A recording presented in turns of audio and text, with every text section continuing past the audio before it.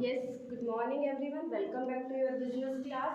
Today we are going to discuss our same topic which is discussed in last class, that is business finance. तो business finance हमें पता है basically क्या होता है कि बिजनेस को स्टार्ट करने के लिए जिस भी फंड की रिक्वायरमेंट होगी वो हमारा बिजनेस फाइनेंस कहलाएगा।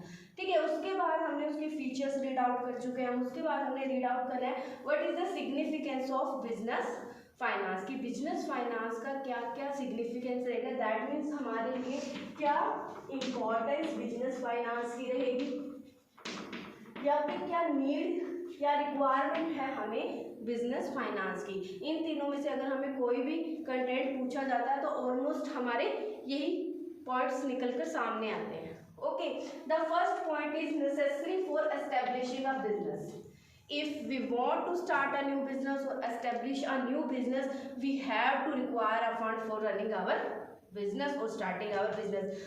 आपने अगर कोई भी नया बिजनेस लगाना है, ठीक है, तो जो बिजनेस आप लगा रहे हो बिना मनी के वो पॉसिबल नहीं है, बिना फाइनेंस के वो पॉसिबल नहीं है। तो वहाँ पे अगर आप अपना बिजनेस स्टार्ट करना चाहते हो स्टार्टिंग के लिए, या फिर एक वर्ड यूज कर सकते हो कमेंसमेंट,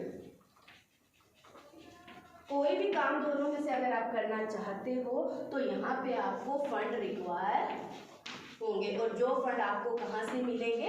बिजनेस फाइनेंस से, जो हम डिफरेंट सोर्सेज से अरेंज करते हैं, डेट से करते हैं, इक्विटी से करते हैं, ठीक है, रिलेटिव से कर लेते हैं, अपनी पर्सनल इन्वेस्टमेंट से कर लेते हैं। तो वो सारे सोर्सेज हमारी हेल्प करेंगे हमारे बिजनेस को नए तरीके से एस्टेब्लिश करने में। Okay, then second one is necessary for running. अब हमने मान लो बिजनेस को एस्टेब्लिश कर लिया, जस्ट एस्टेब्लिशमेंट क्या सफिशिएंट होती है? नहीं, एस्टेब्लिशमेंट जस्ट हमारे लिए सफिशिएंट नहीं है, क्योंकि जब तक बिजनेस अच्छी तरह रन नहीं होगा तब तक उसकी सक्सेस नहीं होगी। तो रनिंग का मतलब यहाँ है बिजनेस की डे बाय डे एक्टिविटीज जो होती हैं, दैट मीन्स एक तरह की वर्किंग कैपिटल।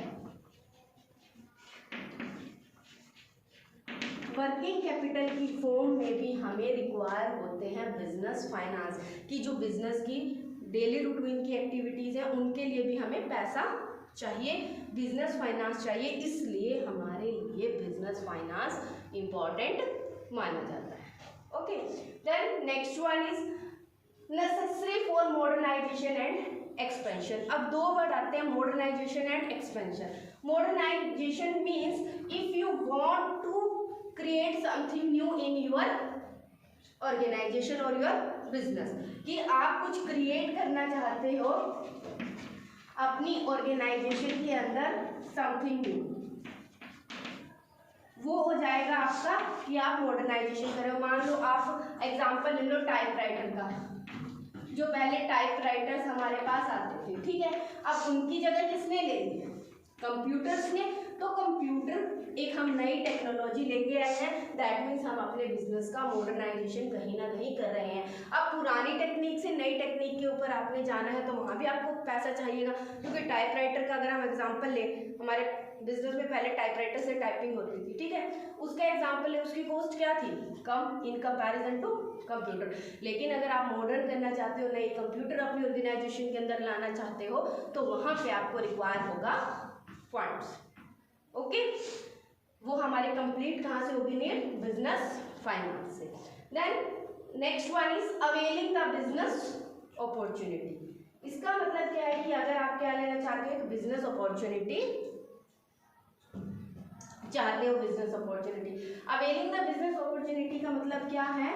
न्यू आइडिया से आप कुछ नया जनरेट करना चाहते हो, मतलब कि अपॉर्चुनिटी मिल रही है आपको मार्केट के अंदर कि आप कुछ नया कर सकते हो। अब आप जब कुछ नया करने की सोचोगे तो उसके लिए आपको फंड चाहिए। अगर फंड नहीं होंगे तो आप अपॉर्चुनिटी को अवेल नहीं कर पाओगे। अगर आपके पास फंड अवेलेबल होंगे तो आप उस अपॉर्चुनिटी को मार्केट के अंदर से अवेल कर पाओगे और अपने बिजनेस को और अच्छे लेवल पे लेके जा सकोगे। नेक्स्ट आता है facing the recession. Yes, business finance also help to facing the recession in the economy. अब आपको रिसेशन पता होना चाहिए क्या होता है।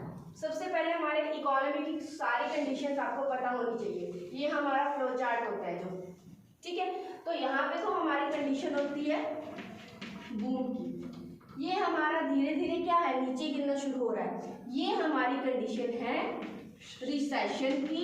और जब इस लेवल पे हमारा नीचे की तरफ हो जाता है, this is the depression level. और जब हम थोड़ा थोड़ा ऊपर की तरफ जाना शुरू होंगे, ये हमारा हो जाएगा रिकवरी लेवल। अब रिसेशन कौन सी कंडीशन है, जब हमारा सब कुछ धीरे धीरे डाउन चला जा रहा है। जब हमारा सब कुछ धीरे धीरे डाउन जा रहा है, दैट मीन्स हमारी इकोनॉमी बिल्कुल ही डाउन चली जाएगी। तो उस इकोनॉमी को रिकवर करने के लिए मैं क्या करूंगी, बिजनेस फाइनेंस से कुछ फंड निकालूंगी और उस रिसेशन को कंट्रोल करने के लिए उनको यूज करूंगी। अगर मेरे पास फंड नहीं होंगे तो उस रिसेशन से आते आते मैं डिप्रेशन की सिचुएशन में पहुंच जाऊंगी। दैट मीन्स मेरा सब कुछ बिजनेस बिल्कुल ही खत्म हो जाएगा, वाइंड अप हो जाएगा। तो इस डिप्रेशन की सिचुएशन तक पहुंचने से बचने के लिए और रिसेशन को कवर करने के लिए हमें किसकी रिक्वायरमेंट होती है, बिजनेस फाइनेंस की हमें रिक्वायरमेंट होगी। Okay, then next and last important point regarding the significance of business finance, increasing the goodwill. Yes, increasing goodwill क्या होती है कि बिजनेस की रेपुटेशन किस तरह से क्या बिजनेस ग्रो कर रहा है। ठीक है, तो बिजनेस के पास अगर फाइनेंस अच्छा होगा, ऑब्वियसली बात है कि बिजनेस के पास अगर अच्छा फाइनेंस होगा, दैट मीन्स बिजनेस की रेपुटेशन भी क्या होगी, हायर। सब लोग यही कहते हैं कि जो बिजनेस है बहुत अच्छी पोजीशन में रन हो रहा है, बहुत अच्छे इसके प्रॉफिट्स हैं, बहुत अच्छी सारी एक्टिविटी परफॉर्म हो रही है। लेकिन अगर बिजनेस के पास फाइनेंस नहीं होगा, खुद ही बिजनेस वाइंड अप होने की सिचुएशन पे आ जाएगा, तो वहां पे गुडविल भी बिजनेस की क्या हो जाती है, डाउन हो जाती है।